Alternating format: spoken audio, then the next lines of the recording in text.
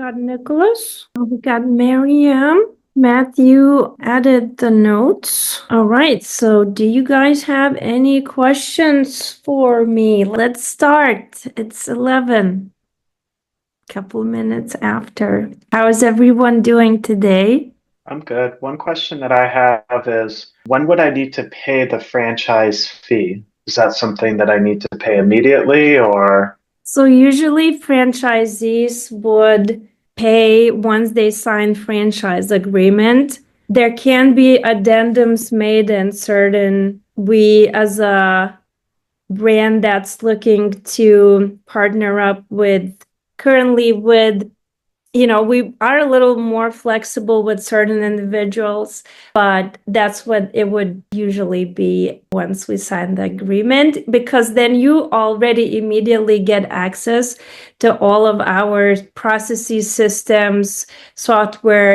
The training starts immediately. You get to join our team weekly training Zoom calls with myself and with our team. We don't make money out of the franchise fee because there's legal fees, there's advertising fees that we also spend to acquire franchisees themselves.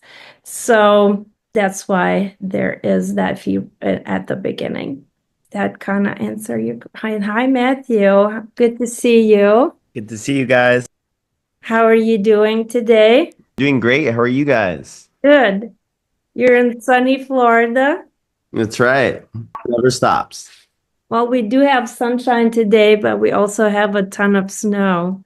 I'm sorry to hear that, but it's probably nice though. You can go snowboarding and skiing. I mean, Yeah. that's also the dream if you like cold. Yeah, well, we should go tonight to maybe Stowe and do something snow related. I was debating that. Well, I think you should. And so Stowe is where our first franchisee is going to be opening. She actually found some good possible location finally yesterday, so I'm pretty excited about that too. And excited to working with you also. I am waiting to get that. Chris is going to send me the consulting template so I could send it to you, the document, so I don't have to write it up myself. So I'm waiting for him to send me from FMS. Do you know Chris? Do you work with, ever met him? I do not. I'd be happy to meet him though if you want to intro us.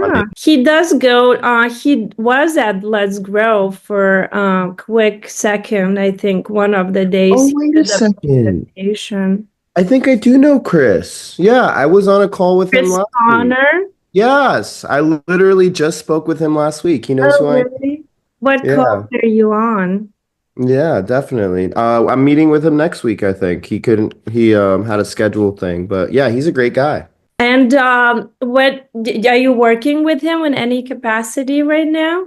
No, I just wanted to like a strategic partnership because like we're a franchisor supplier. Yeah, exactly. So we can provide services to emerging brands or to Right. even like more established brands. So having him like understand what we're capable of or what I'm capable of is just, that's kind of how I do business.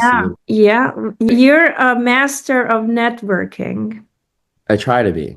So shoot away. Do you have any questions about like the spa business and the franchise and what we have to offer, or in general, massage and skincare business? I feel like I'm on the spot here. Does anybody else have any questions? What about Miriam? Yeah, Miriam, do you have a question? My question is, do you offer consulting before we decide whether to join or transition to franchise? We can actually, we are where Matthew, we are talking about, we are going to work that way with their system or their spa right now. So we can offer that. I don't know if we'll continue offering that once we have more locations and we really have become busy with all the franchisees and supporting them as much as possible. Or maybe that will become a part of our offering. There is a franchise that I know, for example, Augusta Lawn Care. Their founder does a lot of business turnarounds and consulting, and some of the people end up transitioning into their franchise, and they seem to be doing well. So that's something we might consider to continue doing. Oh, Yeah. thank you. Is industry experience needed to be a franchisee? You do not have to have industry experience. It is helpful if you are somewhat familiar or if you did had some prior experience, if you got your feet wet maybe somewhere else. If you are a licensed massage therapist or esthetician, we do offer concessions to franchise fee right now for probably maybe just the first maybe 5 or so franchisees, because you already are familiar, you worked in that industry with people, all you need is more so the business coaching.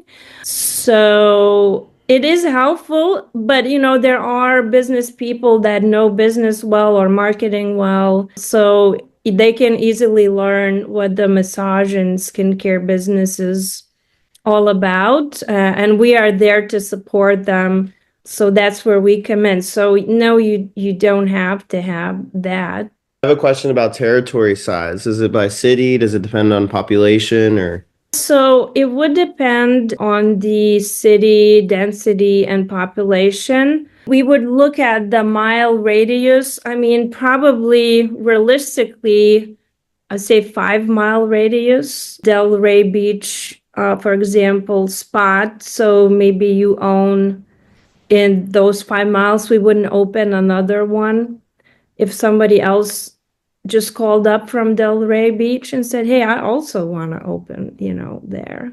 Okay, so it is protected. Absolutely, yes.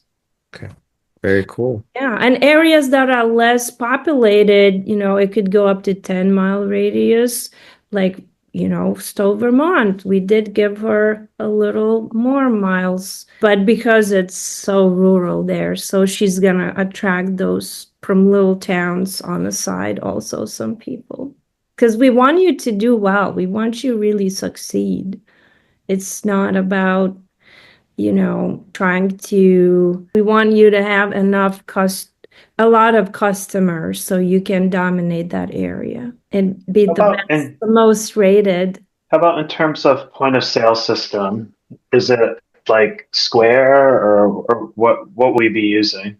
Well, so we would be using My Time, and we are corporate My Time platform that we would onboard you through as a franchisee, so that way we can easily see your performance and reports. And as far as if someone's like you are consulting client, then you don't necessarily need to implement that, but that's what we use and that's what our franchisees would use. How am I going to get the first client?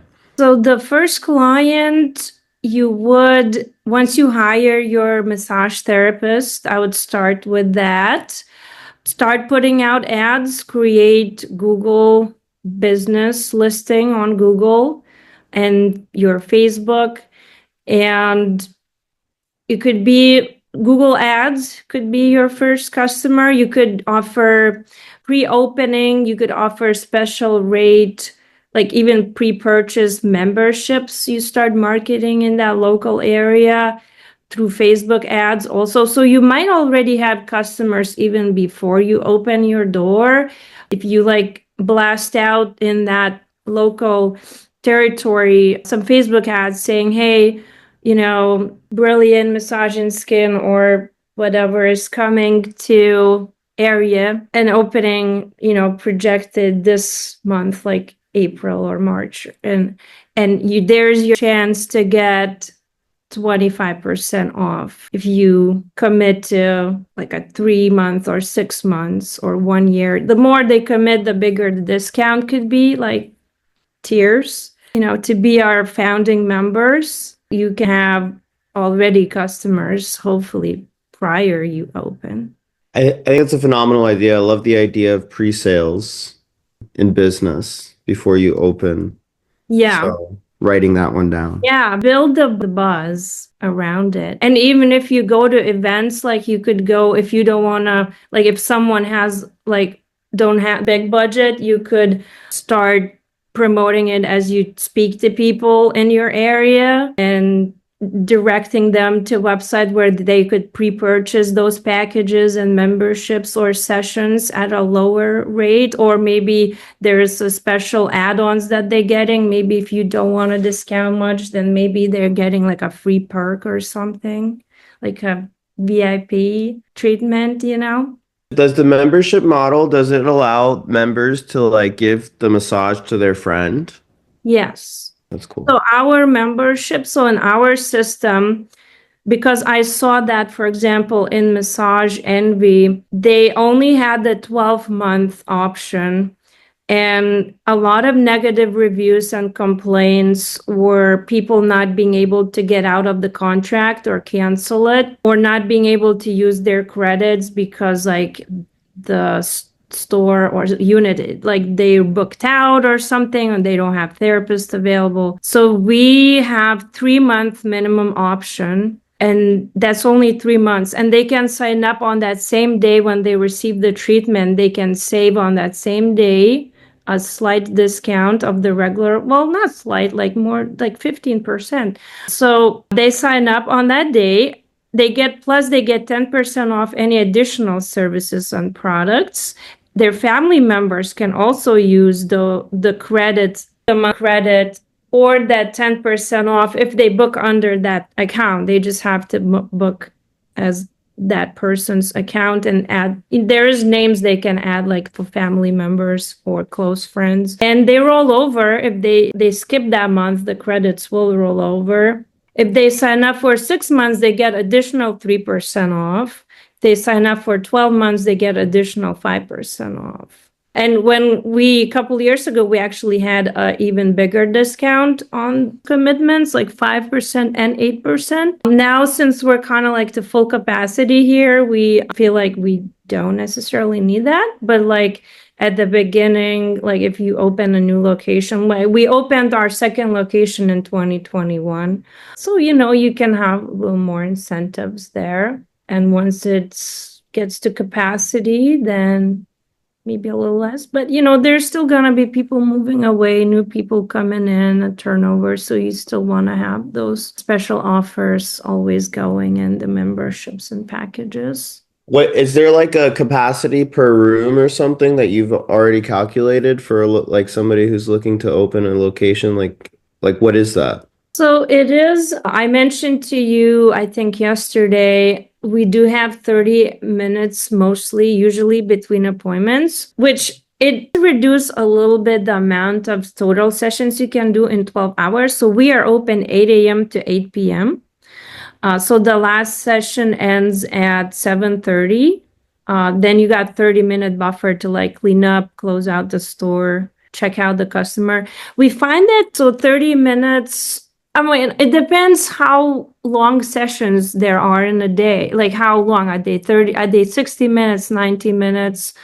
So as many as you can fit in that day, starting 8 a.m. to 8 p.m. with those buffers, that's going to be your max. I mean, some therapists stay later. We have some that are open their books until 9 a.m. and we allow them. So technically, I could say we are open till 9:30 some days, but usually it's like 8, especially winter time, it gets dark early. So we have those 30 buffers. It's gonna reduce that amount. Like if you had only 15 minutes, but like over the time, I found that therapists are happier that way. And guess what? It also allows to build that rapport with customer a little bit better. And then also there's no late appointments starting, because clients hate when they come in and then they have to, like, their appointment's supposed to start at 1 and then someone is waiting because the other client, took a little longer to get dressed, or they had some questions about the membership, or they had, so we found like that's a nice buffer in case on each side, whether a client comes a little early, we can greet them, and start the session, or whether someone's running a little behind, like a quality experience for the customer. But I guess if we look at the calculator, we can even look right now, real time, 8 a.m. to 8 p.m. So let's say we have one session, like an hour would start at 8. So you got next one would be 9:30. So 2, 9:30 to 10:30. Next session 11 is 3. 11 to 12. Next session 12:30. That's 4 sessions. 12:30 to 1:30. That's 5 sessions. 2:30 to 3:30. That's 6. 3:30 to 4:30. That's 7. Then 5 to 6:30. 8. I mean, you could get 9 or 8 1-hour sessions. And Yeah. it's 90 minutes. And that's with the 30-minute breaks, So what does that translate into for memberships? Like, what's your capacity for a membership? Like, can you have 200 members per location, 300 members? What does it look like?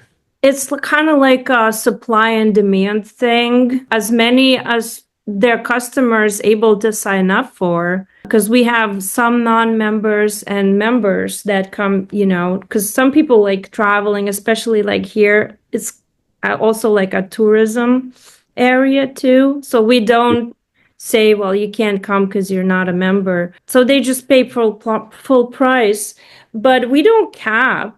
I mean, you could have all people be your members eventually. So, if you have like 8 sessions a day times like, well, we could do 10 treatment rooms. So that's 80 treatments. That's like a very busy spa.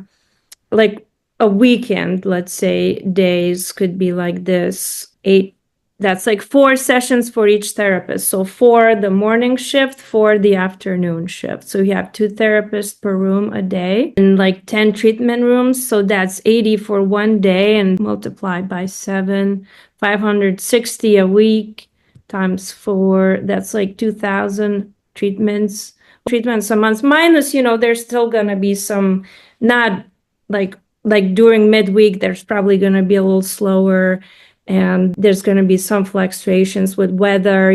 There's like weather disasters that happen. People have to cancel. People get sick. Staff gets sick. Like sometimes we have fully booked up, and staff, will get a flu and they can't come in. So things like that will happen, but it's just part of any business. So would you recommend like eventually earning your license so that way you could, like, your massage therapist license, so you could step in case staff gets sick or something like that, or it's not necessary? Well, that really depends how much you want to be involved. You don't have to. Like, I don't step in anymore. Like I used to when I first started, because I have a license and that's how I started. I have both aesthetics and massage license. And like even just a couple months ago, like 2 hydrofacials, they're expensive treatment, $350 per treatment. There was like platinum hydrofacial. My staff got sick, and I said to myself, no, like I am an owner, like I shouldn't have to step in. So I don't anymore, but at the beginning, it's helpful if someone does have a license, then maybe they retain more of the clientele, because some people will get upset even though like it's out of your control that it was canceled by sickness or emergency. If you can prevent that as much as possible, canceling them, then they're more likely to be a loyal customer. People don't like to have to change their plans. Yeah. But you don't have to at all. It's not like a, requirement. But if that's something you want to do, that's different. Have you noticed that massage therapists, like men or women massage therapists, like which are better? Is there, I know that's kind of like maybe not the best question, like to put it that way, but like what do I guess every customer maybe is a little different. Like, should you intentionally staff both men therapist and women therapist, or like, Yeah, so that's an excellent question. You would want more female therapists. It's just way the industry works. I'm not trying to be discriminatory or sexist against any genders, but to answer the question, that would be the answer that you would want some of both genders, but more clients than others do prefer. They kind of do feel a little more at ease. Some male customers, they do prefer female therapists. Some female customers also prefer female therapists. People assume that males are really strong, like some female clients, they might think, well, male is going to be super strong and maybe they don't want that of like an aggressive massage. So that could one of the reasons. Some people are self-conscious with the opposite sex, like some women might be self-conscious about their body and stuff like that. But we do have successful male massage therapists. We do have a lot of, and we had throughout the years, they do get booked up and they are very good therapists. I just wouldn't have more males than females. I mean, 50-50 even still be okay, but I wouldn't have like 70-20. mm-hmm. If anything, I'll probably have the other way around. Like, Okay. yeah. That makes a lot of sense because the last time I got a massage, I felt like my therapist wasn't strong enough. So maybe you would be better off with a stronger like male therapist. Yeah. So I want them to like really yeah. get there. And can be very strong too. Yeah. Like No, for sure. I think it was just I think I was just maybe a little embarrassed to like to tell them what I wanted as a customer. Like I'm sure they could have done the job. I just, didn't communicate it properly, probably. up, yeah. Always. So we train our therapists to always communicate with the customer and reassure them that it's okay to speak up. You have to let me know because once the session is over, I can't go back in time and change what you didn't like or the pressure or the techniques. Wow. I think that speaks volumes to like the training for therapists because like that was not a part. I fell asleep during the session, which I'm sure is pretty normal, but also like, I really like I didn't necessarily feel like I got like a deep tissue type of massage, So, but they all didn't really ask like, oh, is this like, do you want this harder? Like it's okay to say like that you want this harder. Because if they would have, then I would have been like, yes, like I want you to like step on my back if that's what you want to do, Yeah. So, which obviously probably isn't a real thing. It is actually, there is like ashiatsu massage, and I'm trained in it, and we have some therapists that do use their feet, and there's Thai massage, there's techniques that, can be done like that using feet and strong. Do you market that? Like, is that like something that is marketed, like niche massage therapies like that? Yeah, we do. And we have some fans of it. We have clients that specifically want to book ashiatsu massage, Thai massage.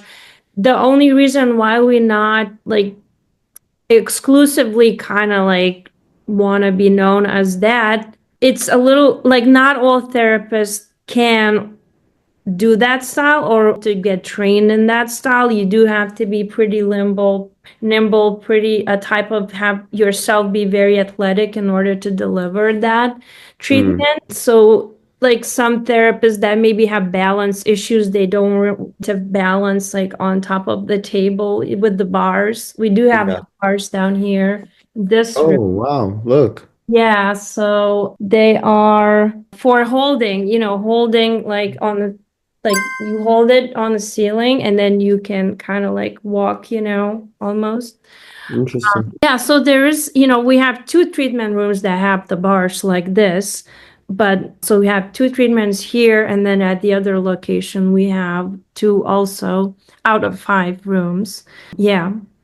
For the bars, do I need to find a location that those are already installed in, or do I need to hire like a professional to install those? Like who installed those at your spa? We would talk with our franchisees at the locations that they would want this installed. We do have contractors that we do have the blueprint, like the measurements and everything that it's needed to make this happen. So we can help to install as far as consumers. So you would just go to book and then you would see whether there is this add-on available or not. You just check with individual location. But ideally, all of our locations hopefully has at least one, could have one treatment room that does offer shiatsu massage. It's just like additional training that the therapist has to take in order to offer this. After the it's like a 2-day, 3-day class, basics, and we actually pay sometimes for therapists that have been working with us 1 year to go take that class. It's like one of their benefits if they want to. Interesting. Yeah, so if you look it up, Ashiatsu style, the other thing nice about it, it saves therapists' hands so they can do more pressure without exerting too much energy. So it's less injury prone. If someone is always like just using their hands to do hard massage, it can get pretty hard on their body. Kind of a data nerd, and I just popped into Google Trends Ashiatsu, and in the last year, it's in the United States, the highest search interest is in Hawaii and then Oregon. Yeah. Portland, Oregon? Yeah, no, just Oregon, like by the state. Yeah. It's very interesting, but it's a steady interest though, like from as a search term, it doesn't really it doesn't have a upward trend or a downward trend. So it's something people consistently, I would say. Yeah, it's been back, yeah. over past like 10 years that it became more popular. And there's a couple schools out there. There's a school, I think, New Jersey, I took the one in Clinton. We sent some of our staff to take a class in Connecticut because it's here in New England. But Florida does. Do you ever partner with like chiropractors? We had some chiropractors reach out to us from time to time to send us our massage therapist to their studio. Sometimes it kind of doesn't make sense. Oftentimes it doesn't make sense financially because they want like a big cut and then it's kind of by the end of the day, we're really not worth the hassle. Yeah. So that's what I found with chiropractors. They want you to be there, but then they want to take most of the money. It's kind of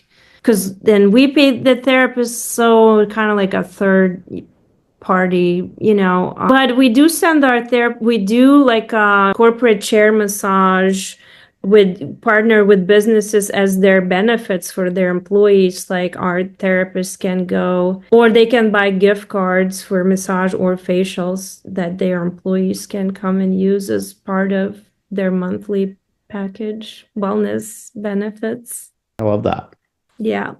Miriam, did you had any other questions also? Yeah, does Brilliant assist with the hiring and training process of the receptionist, Oh, a remote receptionist? so we provide the scripts that your virtual receptionist would be using when answering the calls and interacting with the customers by phone or email. And they can also join our team and can be mentored by our existing therapists our receptionists that we have for our corporate locations. Since the receptionist would be a contractor, I think we can giving them quite a bit of training. And we have online videos also for training. We just don't want to become joint employer, which is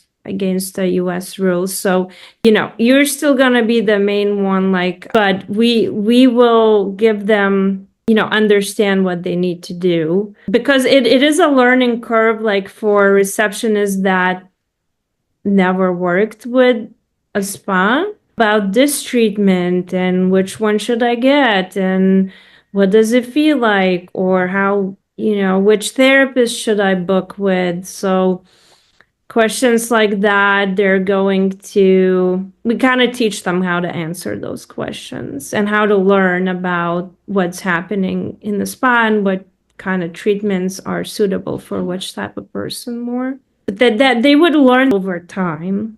Yeah. Do you get any like protocols for showing up to like local like wellness events, maybe with some of your therapists and like paying your therapist for like, I would imagine, because I've seen it done before, like some chiropractors locally do it. They'll just like give like a free adjustment or like maybe like a free 5 minute teaser massage. Obviously, you wouldn't be able to split the costs with the therapist at these events, but could you give them like a day rate? Like, hey, like $200 for the day for each of you, or for like 4 hours or something?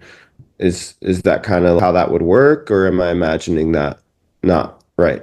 Well, you would wanna, I guess it would depend on the therapists, how willing are they to do promo events like this. We've done some of those in the past. They didn't pan out that well as expected. So now we stick to just doing paid events, like where people actually pay us to be there. But as a starting, like try to get some recognition in the area, maybe it would be helpful. And if you can negotiate that with your employee, get paid doing the actual treatments. But as if they're on game to help the spa grow, then they might be willing to do that. We did a couple things like that, and like therapists understand that, hey, it's just like just trying to get some customers, and they can have their name. There's going to be your business phone number and it's going to be your email on the website, but it's going to be their name, so the customers can book with them in our spa, so they're kind of building their regulars also. So I think that leads to another good question or point. The customer base belongs to the location, the spa, not necessarily the practitioners. It does not belong to practitioners at all, actually. We have them sign non-solicitation agreement before we sign the work contract with them. Okay. Because you don't want your therapist to leave and then take all the clientele with them. Right. So it's almost like you don't want to spoil your customers with just one therapist anyway. Well, it depends. I mean, if they have preference to work with this therapist, you're not gonna deny them that. But in event if they were to leave, that therapist cannot say, "Oh, now I'm gonna work at this spa, so quit the membership here and follow me, go to this other spa." That would be against the contract, and you could sue them if you catch them doing that. Something that I noticed in the med spa space, which is, kind of parallel, is that injectors usually have a pretty strong personal brand.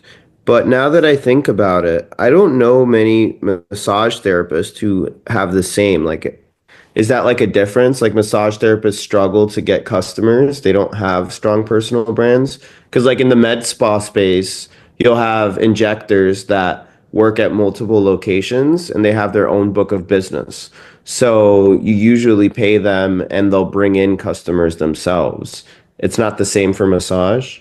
So they must be independent contractors that have their own LLC, right? And they just come to use like your facilities. No, no, they're just like part-time, I guess. So you'll have like X days that you're open, and then you'll staff it with an injector. That's obviously like we have a medical director, and they'll either bring in their own customers, or of course like we help fill up their calendar as well. It's Yeah, just something that kind of noticed, and but that is where the opportunity is, right? Like yeah. massage therapists like need us because they don't know how to get customers. Usually they are very bad at marketing and sales, to be honest. So you have to like, especially if they're out of school, they never had their own practice.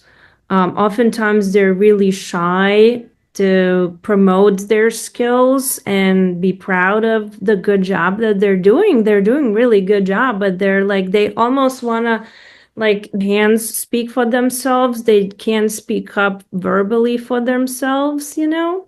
So they're the type of person is often a massage therapist. So we do train them like about the memberships, at least the customer about the monthly recurring benefits, and some are better than others, but they're oftentimes they need that encouragement, coaching, and support I to see. break out of that shell. Estheticians are more brave. Estheticians brave, because we also coach them how to sell skincare products for home use. But even then, like often then times they need us, because if they had their own clients, honestly, why would they need us? They could just open their own office. With medical, maybe it's different because the cost of equipment, like the laser machines and different things, they can't easily open on their own.